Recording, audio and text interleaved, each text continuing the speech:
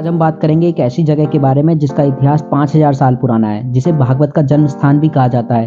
Friends, आज हम बात करेंगे शुक्रताल की। शुक्रताल जो गंगा किनारे बसा हुआ एक छोटा सा शहर है, जिसके किनारे एक वट वृक्ष के नीचे एक ऋषि शुक्रदेव ने राजा परीक्षित को पहली बार भागवत कथा सुनाई थी। जी हाँ फ्रेंड्स, पहली बार ये भागवत कथा इसी वट वृक्ष के नीचे सुनाई गई थी आज से 5000 साल पहले, जिसे सुनने के लिए स्वर्ग से देवी देवता भी उतरकर जमीन पे आए थे। तो चलिए फ्रेंड्स, हम इसी के साथ शुरू करते हैं अपने इस ब्लॉग को। मैं आपका दोस्त घुमक्कड़ अतुल, और आज हम जानेंगे अपने इस ब्लॉग में शुक्रताल के बारे में। शुक्रताल में हम देखेंगे फ्रेंड्स गणेश जी की 35 फीट ऊंची प्रतिमा, उसके बाद हनुमान जी की 72 फुट ऊंची प्रतिमा, और सबसे ऊंची 115 फीट ऊंची महादेव की प्रतिमा। इसी के साथ हम शुरू करते हैं अपने इस ब्लॉग को। आप बने रहिए मेरे साथ।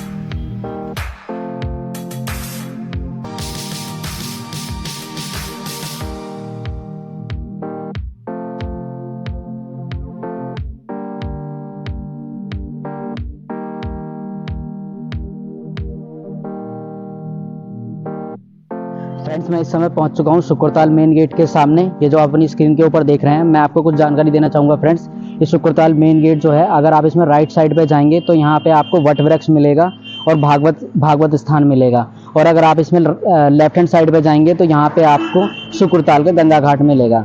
मैं आपको एक चीज़ और जानकारी देना चाहूँगा, यहाँ तक आने का रास्ता बहुत ही आसान है फ्रेंड्स। आप यहाँ का नियरेस्ट रेलवे स्टेशन आपको जो मिलेगा वो है मुजफ्फरनगर, और अगर आप बस या टैक्सी से भी यहाँ आराम से आ सकते हैं। अगर आप यहाँ से आते हैं तो ये देखिए, वो सामने जो रास्ता है दिल्ली की तरफ से आता है। दिल्ली यहाँ से 137 किलोमीटर लिखी हुई है बोर्ड के ऊपर, शायद आपको दिखाई दे रही होगी फ्रेंड्स। बाकी ये यहाँ का रास्ता है और ये मेन गेट है। तो चलिए चलते हैं फ्रेंड्स शुक्रताल के दर्शन करने के लिए, वट वृक्ष के दर्शन करने के लिए, और आपको ज्वाइन करते हैं थोड़ी देर में। मैं आपको बताना चाहूँगा फ्रेंड्स कि यहाँ पे जो वट वृक्ष है वो 5000 साल पुराना है, एक वट वृक्ष। और वहीं पे गुरु शुक्रताल ने राजा परीक्षित को भागवत कथा पहली बार सुनाई थी। तो चलिए हम भी चलते हैं उस जगह और देखते हैं उस जगह को।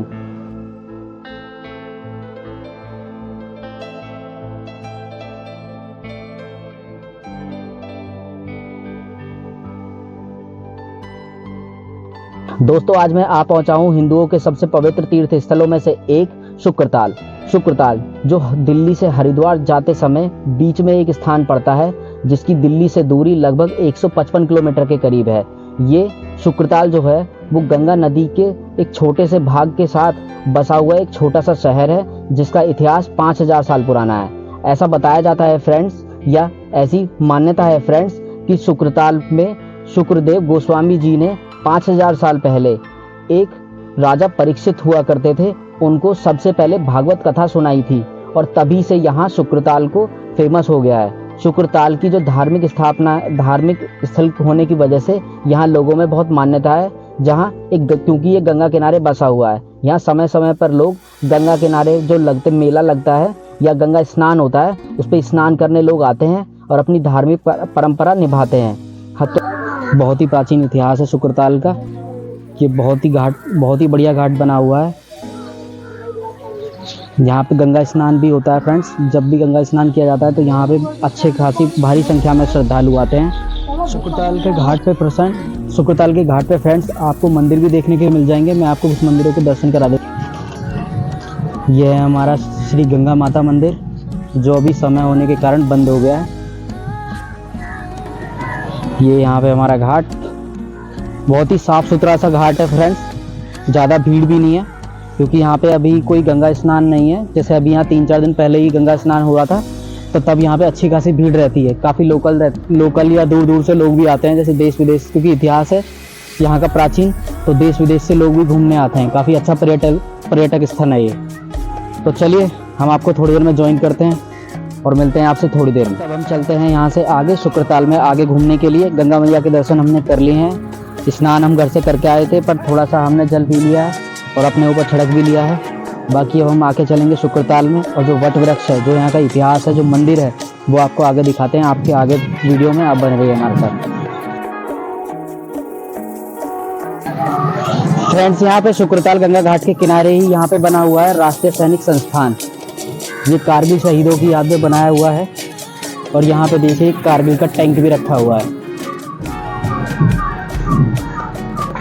बहुत ही बड़ा कारगिल का टैंक है, ये ओरिजिनल टैंक है फ्रेंड्स। ये देखिए,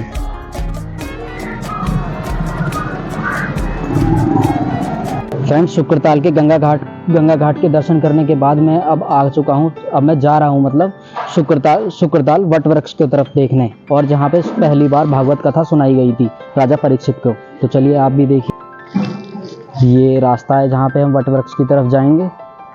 ये यहाँ मंदिर के रास्ते में पड़ते समय यहाँ पे आप अपने घर के लिए कुछ प्रसाद, कुछ चीज़ें ले जा सकते हैं। कुछ इस तरीके की दुकानें लगी।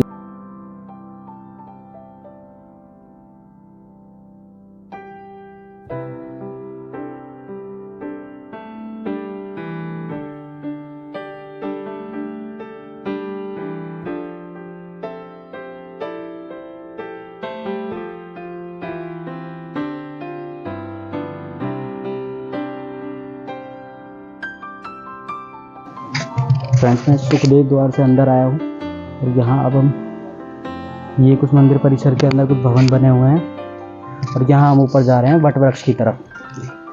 फ्रेंड्स जब आप शुक्रताल घूमने आएंगे तो आपको मुख्य द्वार प्रवेश करने के बाद आपको मंदिर परिषद कुछ इस तरीके से दिखाई देगा। और इस मंदिर परिषद में बहुत सारे मंदिर बने हुए हैं, जैसे कि आप देख रहे हैं। बहुत ही प्यारे और बहुत ही सुंदर मंदिर हैं। मैं आपको ये मंदिर अभी अंदर से नहीं दिखा पाऊंगा क्योंकि 12 बज चुके हैं, और 12 बजे जैसे कि हमारे सभी मंदिर बंद हो जाते हैं और वो शाम को ही खुलते हैं। तो आप भी अगर कभी आएँ तो आप उसी अकॉर्डिंग प्लान करें कि या तो आप थोड़ा अर्ली आएँ, सुबह मतलब 12 बजे से पहले ही आ जाएं टाइम से, या फिर आप शाम को 4 बजे के बाद ही आएँ। फ्रेंड्स जान लेते हैं कि शुक्रताल इतना महत्वपूर्ण क्यों है। तो शुक्रताल का इतना महत्वपूर्ण इस होने का कारण है फ्रेंड्स, 5000 साल पहले एक अक्षय वट के नीचे पहली बार भागवत का होना। वो भागवत कथा जो सुनाई गई थी एक राजा को, एक ऋषि के द्वारा। वो राजा कौन थे? तो उन राजा का नाम था राजा परीक्षित, जो अभिमन्यु के पुत्र थे और अर्जुन के पोते थे, जो महाभारत के युद्ध के बाद धर्मराज युधिष्ठिर के बाद राजा बने थे हस्तिनापुर क्षेत्र के। तो चलिए जानते हैं फ्रेंड्स आगे, और देखते हैं उस अक्षय वट वृक्ष को जिसके नीचे पहली बार भागवत कथा सुनाई गई थी उन्हें। फ्रेंड्स ये जो आप अपनी स्क्रीन के ऊपर विशाल वृक्ष देख रहे हैं, इसी को हम वट वृक्ष कहते हैं। इसी वट वृक्ष के नीचे 5000 साल पहले गुरु शुक्रदेव ने राजा परीक्षित को पहली बार भागवत कथा सुनाई थी। ये जो आप देख रहे हैं, इसी वृक्ष के नीचे भागवत का जन्म स्थान भी होता है फ्रेंड्स, यानी कि। तो चलिए फ्रेंड्स हम चलते हैं और उस महान और उस विशाल वट वृक्ष के दर्शन करते हैं और आपको भी कराते हैं। फ्रेंड्स राजा परीक्षित का शुक्रताल आने के पीछे जो कारण था वो था उन्हें दिया गया एक श्राप, जो एक ऋषि के पुत्र ने उन्हें दिया था, जिसमें ये कहा गया था कि उनकी मृत्यु 7 दिनों के अंदर हो जाएगी। और उसके बाद ही उन्होंने यहाँ शुक्रताल आके भागवत कथा सुनने के बारे में बताया गया था उस ऋषि के पिता के द्वारा। उसके बाद ही राजा परीक्षित यहाँ आए थे और उन्होंने यहाँ भागवत कथा सुनी थी पहली बार गुरु शुक्रदेव से। फ्रेंड्स ये जो वट वृक्ष आप अपनी स्क्रीन के ऊपर देख रहे हैं, ये वट वृक्ष पूरे साल भर ऐसे ही हरा भरा रहता है और इस पे कभी भी पतझड़ नहीं आता है, यानी कि ये पूरे साल भर ऐसे ही हरा रहता है। और एक मान्यता और भी है फ्रेंड्स कि इस वट वृक्ष के पास अगर आप कभी तोते देखें, 2 तोते एक साथ बैठे हुए देखें, तो वो बहुत शुभ माने जाते हैं। तो आप अगर कभी आएँ तो आप वट वृक्ष पे आपको तोते देखने की कोशिश जरूर करें। राजा परीक्षित के बारे में मैं आपको कुछ जानकारी दे देता हूँ। राजा परीक्षित जो थे वो अभिमन्यु के पुत्र और अर्जुन के पोते थे, जो धर्मराज युधिष्ठिर के बाद हस्तिनापुर राज्य के राजा बने थे। एक बार वो अपने राज्य में शिकार करने गए थे। शिकार करते समय वो एक ऋषि के आश्रम में पहुंच गए थे, जिन ऋषि का नाम था श्रमिक ऋषि। श्रमिक ऋषि उस समय ध्यान कर रहे थे, और जब राजा उनके सामने पहुंचे तो वो अपने ध्यान में इतने मग्न थे कि उन्हें पता ही नहीं चला। और राजा को ऐसा लगा कि ये मेरा अपमान कर रहे हैं, इन्होंने मुझे देख के अनदेखा कर दिया है। इसी से प्रभावित होकर या इसी बात से गुस्से में आकर उन्होंने, जो पास में ही एक मरा हुआ सांप पड़ा हुआ था, जो उन्होंने श्रमिक ऋषि के गले में डाल दिया था, जो श्रमिक ऋषि के पुत्र को देखकर बहुत ही गुस्सा आया।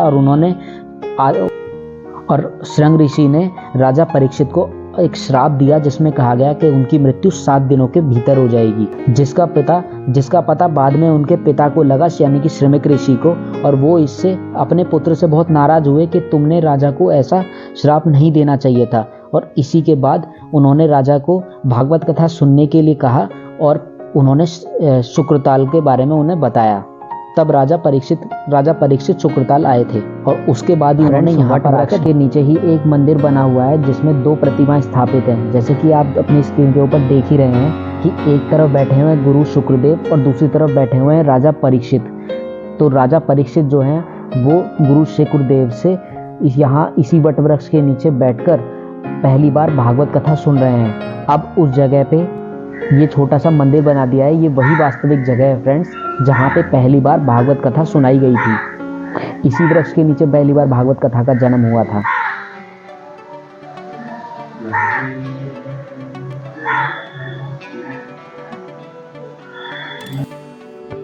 अक्षय वट वृक्ष के दर्शन करने के बाद अब मैं जा रहा हूँ देखने एक गणेश जी की 35 फीट ऊंची प्रतिमा और हनुमान जी की 72 फीट ऊंची प्रतिमा। तो चलिए आपको थोड़ी देर में मिलता हूँ गणेश जी की उस बड़ी सी प्रतिमा के सामने।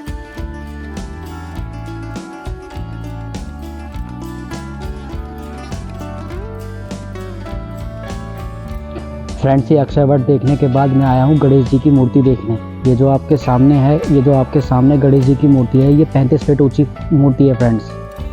देखिए पास ही में हनुमान जी की भी मूर्ति बनाई हुई है फ्रेंड्स, इतनी ही बड़ी, वो लगभग 72 फीट ऊंची है। इसी तरीके की मूर्ति है वो भी। तो चलिए उसे भी देखते हैं।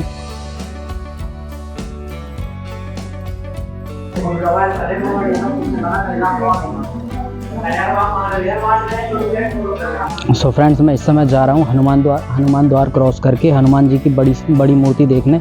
मैंने सुना है ये 72 फीट ऊंची है। और अभी मैंने पीछे देखी है गणेश जी की बहुत बड़ी प्रतिमा जो 35 फीट ऊंची थी। मैंने आज से पहले इतनी बड़ी प्रतिमा कभी नहीं देखी अपनी लाइफ में।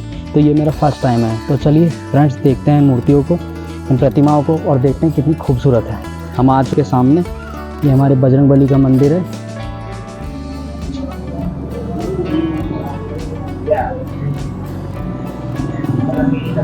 ये इसके द्वारपाल, और ये है मंदिर में अंदर चलते हुए। आप हमारे बजरंगबली के लिए लड्डू ले जा सकते हैं प्रसाद के लिए यहाँ से।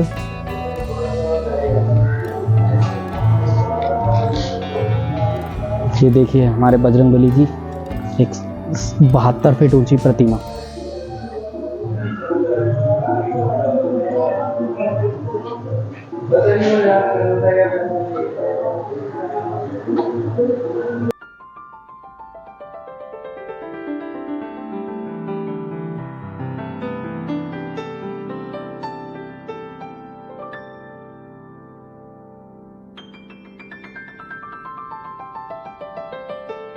फ्रेंड्स, मैं अक्षय वट के दर्शन करने के बाद यहाँ पहुँच के आया। यहाँ थोड़ा सा ही आगे चला ही था शुक्रताल में कि मुझे यहाँ पे एक 35 फीट ऊंची गणपति जी की बैठी हुई मूर्ति मिली।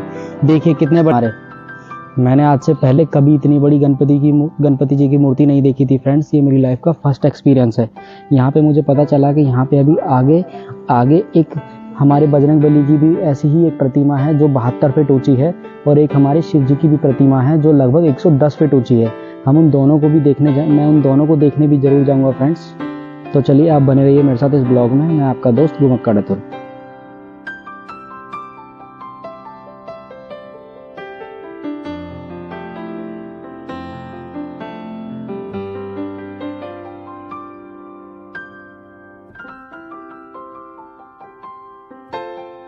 सो फ्रेंड्स, मैं इस समय जा रहा हूँ हनुमान द्वार क्रॉस करके हनुमान जी की बड़ी मूर्ति देखने।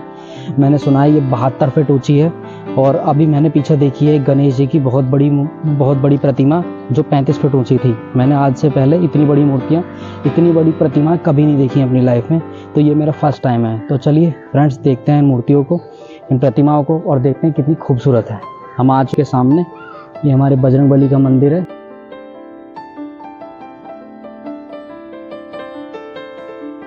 फ्रेंड्स, जो आप अपनी स्क्रीन के ऊपर अभी 72 फीट ऊंची बजरंगबली की इतनी बड़ी प्रतिमा देख रहे हैं, उसके नीचे जो स्पेस है फ्रेंड्स, इसके नीचे अन्य देवी देवताओं के भी मंदिर बने हुए हैं। जैसे कि मुख्य मंदिर तो यहाँ पे बजरंगबली का है, परंतु यहाँ पे अन्य देवी देवता भी है। जैसे कि हमारे भोलेनाथ का मंदिर है, माता का मंदिर है, और अन्य कई मंदिर हैं। तो चलिए मैं वो भी आपको दिखाता हूँ फ्रेंड्स।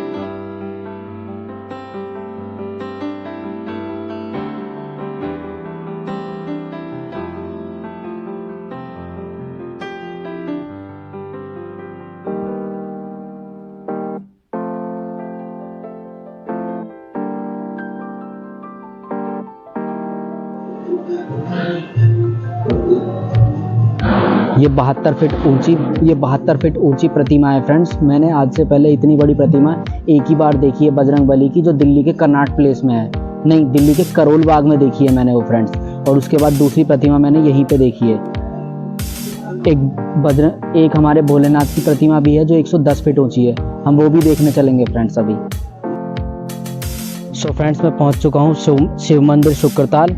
यहाँ पे एक 110 फीट ऊंची शिव जी की प्रतिमा है। चलिए मैं आपको दिखाता हूँ फ्रेंड को। यहाँ पे शिवधाम, ये शिवधाम का मुख्य द्वार है। यहाँ से आप प्रवेश करेंगे। मुख्य द्वार पे ही हमारे 2 गजानन स्थापित हैं। और चलिए चलते हैं हम मंदिर के अंदर दर्शन करने।